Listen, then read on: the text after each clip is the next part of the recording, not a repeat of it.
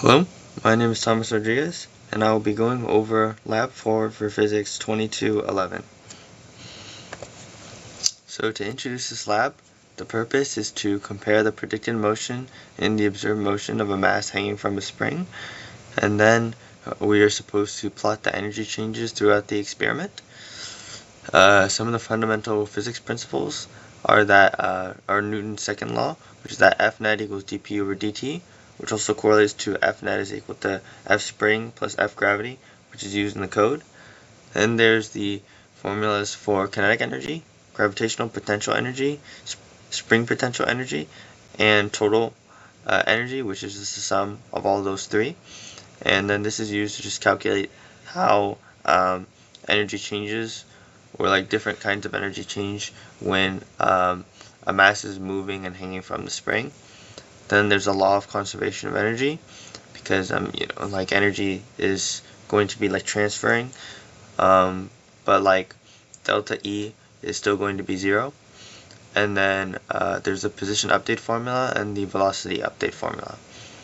And then as for the preview of the main result, the curve of the observed motion of the mass hanging from the spring is going to be a wave-like oscillating curve. So for the overviews of the lab, the models will be an x position versus time graph and a y position versus time graph. And then for the energy change, it'll be an energy versus time graph. Then for the initial conditions, we are given that mass is equal to 0.4 kilograms. Gravity is just 9.81 meters per second squared, and then the length of the spring hanging from the mass is going to be 0.7 in the beginning. The system is the ball and the spring, and the surroundings is the gravitational force on the ball. So first, we have to solve for K and L0. So T is equal to the period, and it's equal to 2 pi square root m over K. And then that way you just solve for K, which for me is 6.87 Newton over meter. Then I have to calculate for L0, which I use the formula for F net is equal to F spring plus F gravity, and I just plug in the formulas for both of those, and then I use that to calculate for L0, which is 0.126 meters.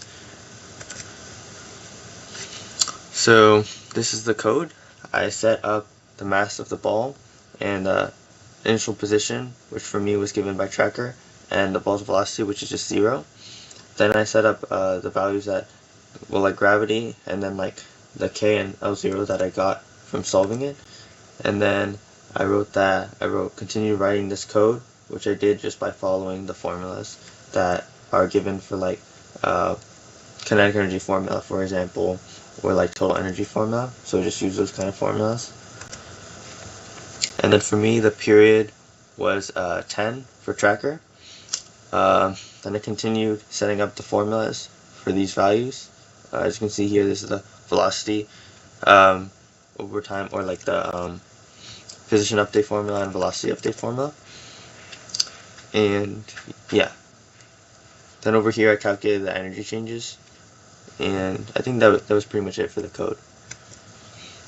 So as for the results, on the left here, this is shows like the x position over time and y position over time versus the model and the actual experiment. So blue is the model and red is the actual experiment, and as you can see, they do line up.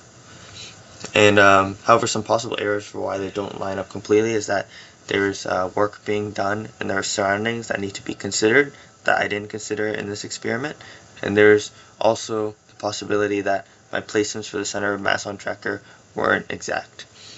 And then for the what does it mean question, is the energy principle satisfied?